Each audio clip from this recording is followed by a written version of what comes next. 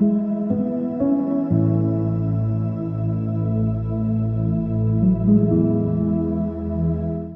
ಕ್ರಿಸ್ತನಲ್ಲಿ ಪ್ರೀತಿಯುಳ್ಳ ದೇವಜನರೇ, ನಿಮ್ಮೆಲ್ಲರನ್ನ ಈ ಪರಿಶುದ್ಧ ಬೆಳಗಿನ ಜಾವದಲ್ಲಿ ತುಂಬು ಹೃದಯದಿಂದ ವಂದಿಸುವನಾಗಿದ್ದೇನೆ. ಕರ್ತನ ಈ ಕೃಪೆ ದಿವಸವನ್ನ ಆತನ ಮಹಿಮೆಗಾಗಿ ಕಳೆಯುವುದಕ್ಕಾಗಿ ನಾವು ಆತ್ಮಿಕ ಕುರುಡುತನ ಅಥವಾ ಆತ್ಮಿಕ ಹಿಂಜಾರುವಿಕೆಗೆ ಮೂಲ ಕಾರಣಗಳೇನೆಂಬುದನ್ನ ತಿಳಿಯುವುದಕ್ಕೆ ಈ ದಿವಸದಿಂದ ನಾವು ಪ್ರಯತ್ನಿಸೋಣ. ಮುಖ್ಯವಾಗಿ ಎಷ್ಟೋ ದೇವರ ಮಕ್ಕಳು ದೇವರ ಸನ್ನಿಧಾನದಲ್ಲಿರ್ತಾರೆ. ಕೆಲವು ಸಂದರ್ಭ ದೇವರ ವಾಕ್ಯಗಳಿಗೆ ಲಕ್ಷ್ಯ ಕೊಡ್ತಾರೆ, ದೇವರ ವಾಕ್ಯವನ್ನ ಅವರು ಬಹಳಷ್ಟು ಪ್ರೀತಿ ಮಾಡ್ತಾರೆ. ಆದರೂ ಅವರ ಕುರುಡುತನ ಅವರಿಂದ ಹೊರಟು ಹೋಗ್ತಾ ಇರುವುದಿಲ್ಲ. ಸಭೆಗೆ ಹೋಗ್ತಾ ಇರ್ತಾರೆ, ಪ್ರಾರ್ಥನೆಗಳು ಎಲ್ಲವುಗಳಿಗೆ ಅಟೆಂಡ್ ಆಗ್ತಾ ಇರ್ತಾರೆ. ಬಟ್ ಅವರಲ್ಲಿ ಆತ್ಮಿಕ ಉಜ್ಜೀವನ ಇರದೇ ಇರುವುದಕ್ಕೆ ಕೆಲವು ಕಾರಣಗಳನ್ನ ನಾವು ನೋಡಿಕೊಳ್ಳೋಣ. ಮುಖ್ಯವಾಗಿ ಒಂದು ವೇಳೆ ಮಾರ್ತಳ ಒಂದು ಜೀವಿತವನ್ನ ನಾವು ನೋಡುವಾಗ ಅದನ್ನ ನಾವು ಅವಲೋಕನೆ ಮಾಡಬಹುದು. ಆಕೆ ಬಹಳಷ್ಟು ಆತ್ಮಿಕ ಸಂಗತಿಗಳಿಗೆ ಲಕ್ಷ್ಯ ಕೊಡುವಂತವಳಾಗಿದ್ದಳು. ಯೇಸುವನ್ನ ಪ್ರೀತಿಸಿ ಯೇಸುವಿನಲ್ಲಿ ಆಕೆ ಬಹಳಷ್ಟು ಯೇಸುವನ್ನ ಆಕೆ ಮನೆಗೆ ಕರ್ಕೊಂಡು ಬಂದ್ಲು. ಆಕೆಗೆ ಬಹಳಷ್ಟು ಉತ್ಸಾಹ, ಆಸಕ್ತಿ ಇತ್ತು ಯೇಸುವಿಗೆ ಒಂದು ಒಳ್ಳೆ ಊಟ ಕೊಡಬೇಕೆಂಬುದಾಗಿಯೂ ಸಹ. ಆದರೆ ಆಕೆಯ ಒಂದು ಮನಸ್ಸಿನಲ್ಲಿ ಆಕೆಯು ಬಹಳಷ್ಟು ದೇವರ ವಿಷಯಕ್ಕೆ ಅಂದರೆ ಆ ಒಂದು ಆತ್ಮಿಕ ಸಂಗತಿಗಳಿಗೆ ದೂರವಾದವಳಾಗಿದ್ಲು ಎಂಬುದಾಗಿ ನಾವು ನೋಡಿಕೊಳ್ತೇವೆ. ಆಕೆ ತನ್ನ ತಂಗಿಯ ವಿಷಯದಲ್ಲಿ ಬಹಳಷ್ಟು ಬೇಸರಗೊಂಡವಳಾಗಿದ್ದಳು. ಅನೇಕ ಚಿಂತೆ, ದುಃಖ, ವೇದನೆಗಳಿಂದ ತುಂಬಲ್ಪಟ್ಟವಳಾಗಿದ್ದಳು. ಯೇಸುವಿಗೆ ಬಂದು ಆಕೆ ಬಹಳಷ್ಟು ಮತ್ತೊಬ್ಬರ ವಿಷಯದಲ್ಲಿ ಅಂದರೆ ಮರಿಯಳ ವಿಷಯದಲ್ಲಿ ತಪ್ಪಾದಂತ ಅಭಿಪ್ರಾಯಗಳನ್ನ ಹಾಕುವಂತ ಒಂದು ಮನಸ್ಥಿತಿ ಆಕೆಯ ಕಡೆಗಿತ್ತು. ಅದು ಭಯಂಕರವಾದ ಕುರುಡುತನ ಎಂಬುದಾಗಿ ನಾವು ನೋಡಿಕೊಳ್ತೇವೆ.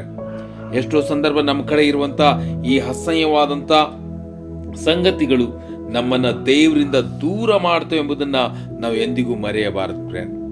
ಕೇವಲ ಸಾಂಪ್ರದಾಯಿಕವಾಗಿ, ಕೇವಲ ತೋರಿಕೆಗಾಗಿ ನಾವು ಒಂದು ಕ್ರೈಸ್ತರಂತೆ ಜೀವಿಸುವಂತ ಒಂದು ವ್ಯಕ್ತಿತ್ವ ನಮ್ಮ ಕಡೆ ಇರಬಾರ್ದು.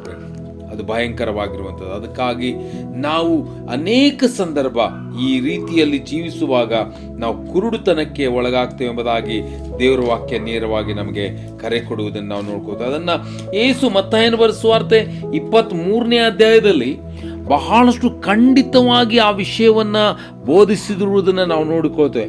ಮತ್ತಾಯನ ಬರೆದ ಸುವಾರ್ತೆ 23ನೇ ಅಧ್ಯಾಯದ 16ನೇ ವಚನ ನೋಡುವಾಗ, ಅಯ್ಯೋ ದಾರಿ ತೋರಿಸುವ ಕುರುಡರೇ, ಒಬ್ಬನು ದೇವಾಲಯದ ಮೇಲೆ ಆಣೆ ಇಟ್ಟುಕೊಂಡ್ರೆ ಅದೇನು ಆಣೆಯಲ್ಲ, ಆದರೆ ಒಬ್ಬನು ದೇವಾಲಯದ ಚಿನ್ನದ ಮೇಲೆ ಆಣೆ ಇಟ್ಟುಕೊಂಡ್ರೆ ಅದನ್ನ ನಡೆಸಲೇಬೇಕು ಎಂದು ನೀವು ಹೇಳುತ್ತೀರಿ.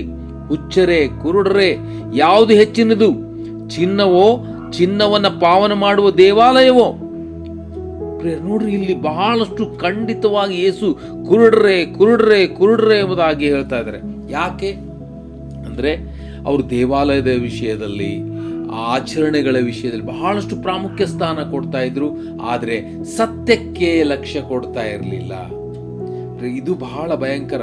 ಎಷ್ಟೋ ಸಂದರ್ಭ ನಮ್ಮ ಅಂತರ್ಯಕ್ಕೆ ನಾವು ಲಕ್ಷ್ಯ ಕೊಡುವುದಿಲ್ಲ. ಅಂತರಾಳದಲ್ಲಿ ಕೆಟ್ಟತನ ಇದ್ರೂ ಹೊರಗೆ ಬಾಹ್ಯದಲ್ಲಿರುವಂತ ಸಂಗತಿಗಳಿಗೆ ನಾವು ಲಕ್ಷ್ಯ ಕೊಡುವುದನ್ನ ನಾವು ನೋಡ್ಕೋತೇವೆ. ಅದಕ್ಕಾಗಿ ನಮ್ಮ ಕುರುಡುತನವನ್ನ ನಾವು ಹೆಚ್ಚು ಮಾಡಿಕೊಳ್ಳುವುದಕ್ಕೆ ಸಾಧ್ಯ ಎಂಬುದಾಗಿ ನಾವು ನೋಡ್ಕೋತೇವೆ. ಯೇಸು ಇಂಥ ಮಾತುಗಳಿಗೆ, ಇಂಥ ವಿಷಯಗಳಿಗೆ ಬಹಳಷ್ಟು ವೇದನೆಗೊಂಡವರಾಗಿ ಕೆಲವು ಸಂದರ್ಭ ಮಾತನಾಡಿರುವುದನ್ನ ನಾವು ನೋಡ್ಕೋತೇವೆ. ನಾವು ಒಂದು ವೇಳೆ ಅದನ್ನ ಯೋಹಾನ್ ಬರೆದ ಸುವಾರ್ತೆ 9ನೇ ಅಧ್ಯಾಯದ 39ನೇ ವಚನದಿಂದ ನಾವು ನೋಡುವಾಗ ಅವರಿಗೆ ಇನ್ನೊಂದು ಸ್ವಲ್ಪ ಖಂಡಿತವಾಗಿ ಅವರಲ್ಲಿರುವ ಪಾಪಗಳನ್ನ ಯೇಸು ತೋರಿಸಿಕೊಟ್ರು. ಅದನ್ನ ನಾವು ತಿಳ್ಕೊಳ್ಬೇಕು. ಆಗ ಯೇಸು ನಾನು ಯೋಹಾನ್ ಬರೆದ ಸುವಾರ್ತೆ 9ನೇ ಅಧ್ಯಾಯದ 39ನೇ ವಚನದಿಂದ, ಆಗ ಯೇಸು ನಾನು ನ್ಯಾಯ ತೀರ್ಪಿಗಾಗಿ ಈ ಲೋಕಕ್ಕೆ ಬಂದಿದ್ದೇನೆ. ಆ ತೀರ್ಪು ಏನೆಂದರೆ, ಕಣ್ಣಿಲ್ಲದವರಿಗೆ ಕಣ್ಣು ಬರುವು, ಕಣ್ಣಿದ್ದವರು ಕುರುಡರಾಗುವರು ಅಂದನು.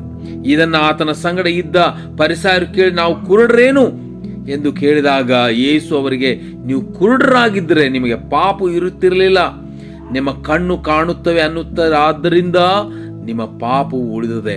ನೋಡ್ರಿ, ಅವರು ಪಾಪದಲ್ಲಿ ಮುಣಿಗಲ್ಪಟ್ಟು ಅವರ ಜೀವಿತವನ್ನು ಕುರುಡುತನಕ್ಕೆ ಒಪ್ಪಿಸಿಕೊಟ್ರು. ಅವರು ಯೇಸುವಿಗೆ ಪ್ರಶ್ನೆ ಕೇಳುವಂಥ ಮಟ್ಟಕ್ಕೆ ಇದ್ದರು ಎಂಬುದಾಗಿ ನಾವು ನೋಡ್ಕೋತೇವೆ. ಈ ಕಾರಣ ನಾವು ಬಹಳಷ್ಟು ಎಚ್ಚರಿಕೆಯನ್ನು ವಹಿಸಬೇಕು. ನಮ್ಮಲ್ಲಿ ಯಾವುದಾದ್ರೂ ಆತ್ಮಿಕ ಕುರುಡುತನ ನಮ್ಮಲ್ಲಿ ಆಳ್ತಾ ಇದ್ರೆ ನಾವು ದೇವರಿಂದ ದೂರವಾಗಿದ್ದೇವೆ ಪ್ರೇರೆ.